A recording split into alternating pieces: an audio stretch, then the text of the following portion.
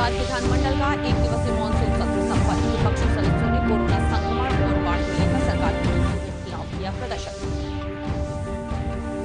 राज्य में बाढ़ की स्थिति गंभीर, 53 लाख से ज्यादा की आबादी प्रभावित, राहत और बचाव कार्य जारी। प्रदेश में कोरोना संक्रमितों की संख्या 59,000 के पार, कोविड टेस्टिंग की सुविधा दोगुनी हो जाने पर अधिक आ रहे हैं मामले। और प्रदेश में गरीब तथा जरूरतमंद लोगों को खाद्यान्न उपलब्ध कराने में प्रधानमंत्री गरीब कल्याण अन्न योजना काफी उपयोगी हो रही है साबित। नमस्कार, मैं हूं प्राचा। ये देखते हैं समाचार विस्तार से। बिहार विधानमंडल का एक दिवसीय मानसून सत्र कल पटना के ज्ञान भवन में आयोजित हुआ। कोरोना संकट को देखते हुए सर्वदलीय बैठक में एक दिवसीय सत्र बुलाने पर आम सहमति बनी थी। सत्र की शुरुआत के मौके पर मुख्यमंत्री नीतीश कुमार ने विधानसभा अध्यक्ष विजय कुमार चौधरी और विधान परिषद के कार्यकारी सभापति अवधेश नारायण सिंह से शिष्टाचार मुलाकात की। मानसून सत्र के दौरान विपक्षी सदस्यों ने ज्ञान भवन परिसर में बाढ़ और कोरोना महामारी को लेकर राज्य सरकार की नीतियों के खिलाफ प्रदर्शन किया। विपक्षी सदस्यों ने सरकार पर बाढ़ और कोरोना मामले में सुस्ती बरतने का आरोप लगाया। भाकपा माले ने प्रदेश में बाढ़ राहत में लापरवाही और स्वास्थ्य विभाग की व्यवस्थाओं को लेकर प्रदर्शन किया। साथ ही सदस्यों ने आगामी विधानसभा चुनाव के स्थगन की भी मांग की। नेता प्रतिपक्ष तेजस्वी प्रसाद यादव ने कहा कि उनके दल ने बाढ़ और कोरोना की प्रदेश में चिंताजनक स्थिति का मामला सदन में रखा, लेकिन सरकार के पास इसका कोई जवाब नहीं है।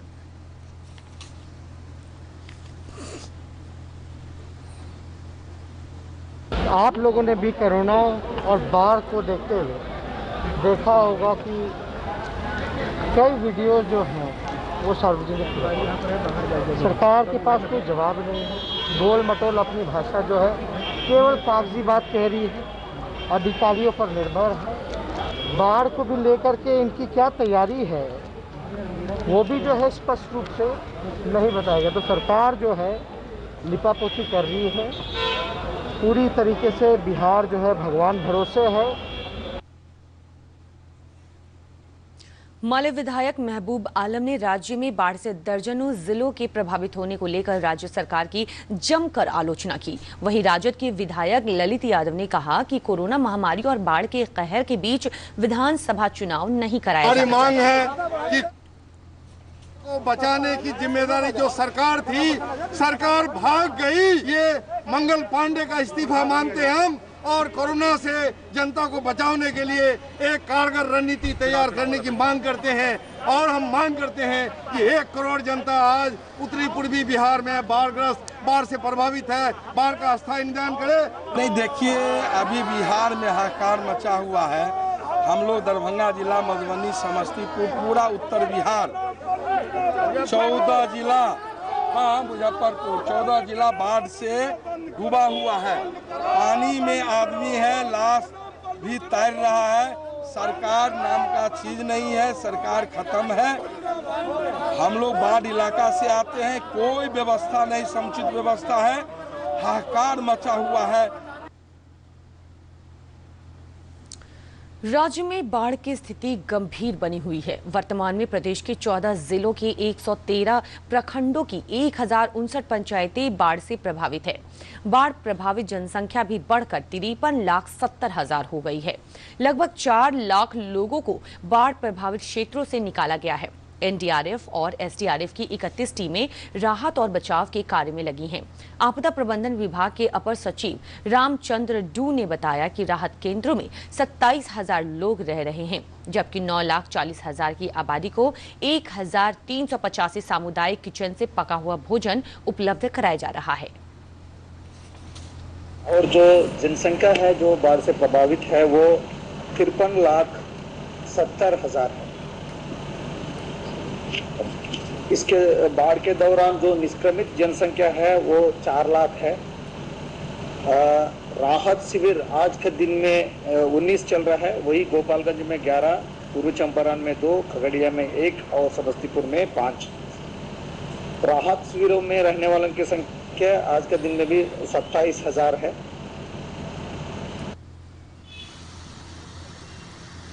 केंद्रीय जल आयोग से प्राप्त ताजा आंकड़ों के अनुसार गंडक नदी का जलस्तर गोपालगंज के डुमरिया घाट में खतरे के निशान से ऊपर है।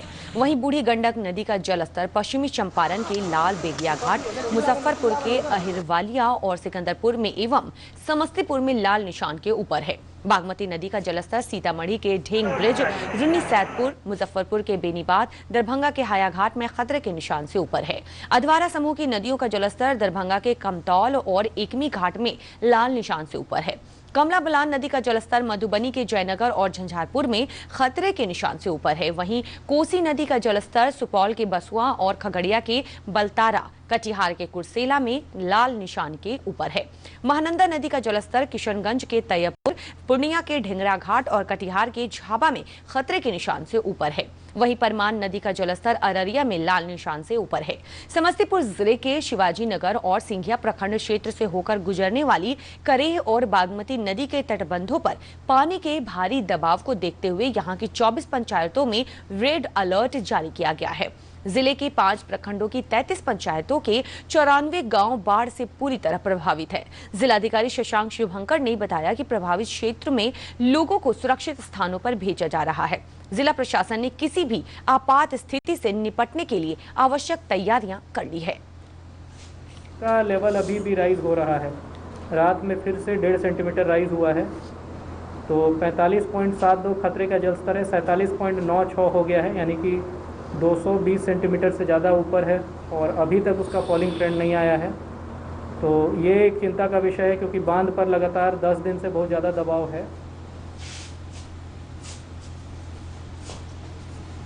उधर दरभंगा जिले के केवटी प्रखंड में अधवारा समूह की नदी पर बने सुरक्षा बांध में 20 से 30 फीट का दरार आ गया है, जिससे पानी का तेज बहाव नए इलाकों में फैल गया है।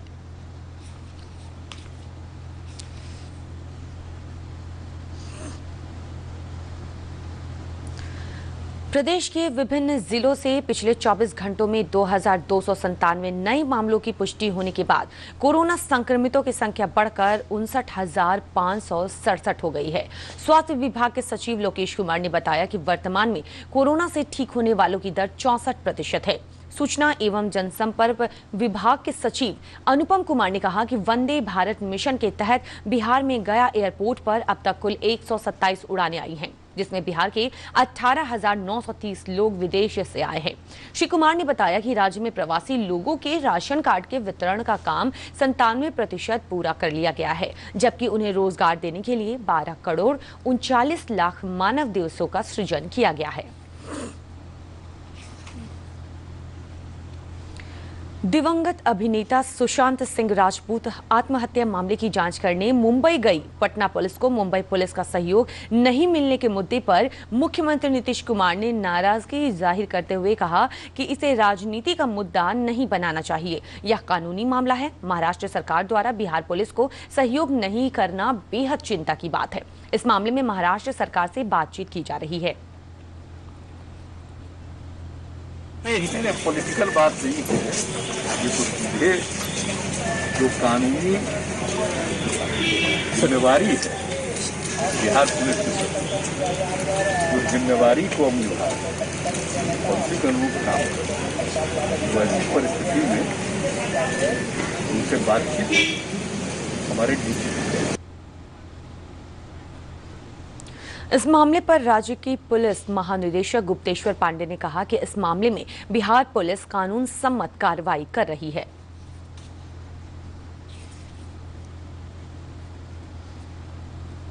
आगे आप डीजीपी हैं सर, हम लोग बात करेंगे, हम अपने अधिकारियों से राय लेकर के आगे क्वारंटाइन करना सही था क्या सर? नहीं, ये आप बताइए ना। ये तो पूरा देश पूछ रहा है ना ये बात, आप बताइए।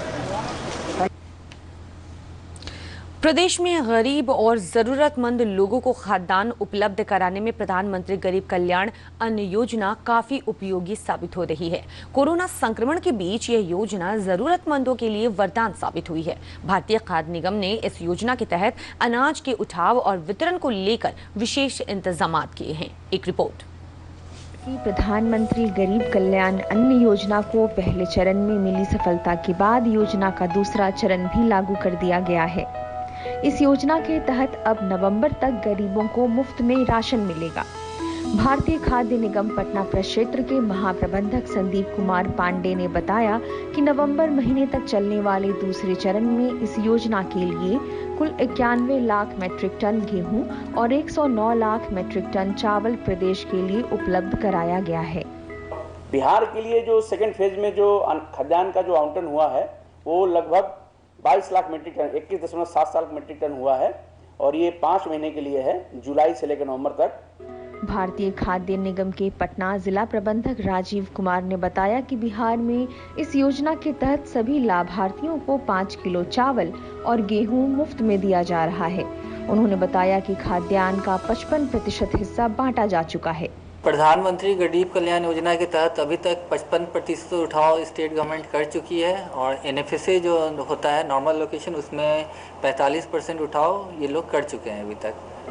भारतीय खाद्य निगम ने लॉकडाउन के प्रारंभ से ही खाद्यान्न को अन्य राज्यों से बिहार राज्य के लाभार्थियों के लिए मंगा लिया है। निगम ने चालू सत्र के लिए खाद्यान्न की खरीद का काम पहले ही पूरा कर लिया है। खाद्य निगम के अधिकारी बताते हैं कि भारतीय खाद्य निगम के पास पर्याप्त खाद्यान्न उपलब्ध है। FCI के लिए चैलेंजिंग है क्योंकि यहाँ का लगभग 80 से 90% खाद्यान्न की उपलब्धता FCI कराती है बिहार में, बाहर से मंगा के कराती है। इस लॉकडाउन के पीरियड में हमने 915 रेक मंगाए हैं, लगभग 25 लाख एमटी खाद्यान्न का हम मंगा के बाहर के राज्यों से मंगा के यहाँ वितरण किया गया है। केंद्र सरकार के विभिन्न जन कल्याणकारी योजनाएं जरूरतमंदों को कोरोना महामारी के दौरान राहत दे रही है। सरकार हर थाली को भोजन उपलब्ध कराने के अपने लक्ष्य पर आगे बढ़ रही है। पटना से अरविंद कुमार वर्मा की रिपोर्ट, दूरदर्शन समाचार पटना। कोरोना महामारी के समय केंद्र सरकार द्वारा चलाई जा रही प्रधानमंत्री गरीब कल्याण अन्न योजना से गरीबों को राहत मिल रही है। नवादा जिले में प्रवासी श्रमिकों के साथ साथ अन्य जरूरतमंद लोग भी इस योजना का लाभ ले रहे हैं। उन्होंने इसके लिए प्रधानमंत्री नरेंद्र मोदी को धन्यवाद दिया है।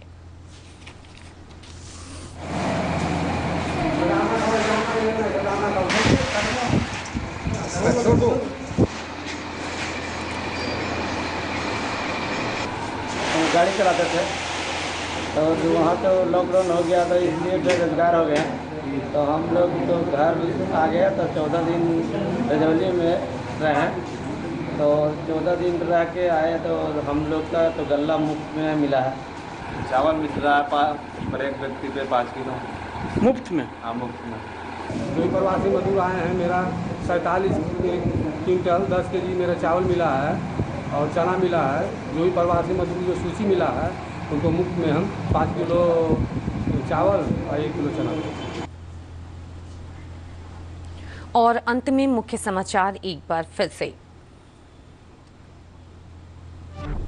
बिहार विधानमंडल का 1 दिवसीय मानसून सत्र संपन्न। विपक्षी सदस्यों ने कोरोना संक्रमण और बाढ़ को लेकर सरकार की नीतियों के खिलाफ किया प्रदर्शन।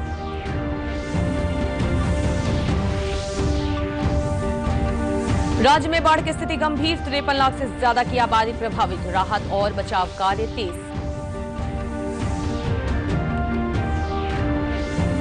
प्रदेश में कोरोना संक्रमितों की संख्या 59,000 के पार। कोविड टेस्टिंग की सुविधा दोगुनी हो जाने पर अधिक आ रहे हैं मामले।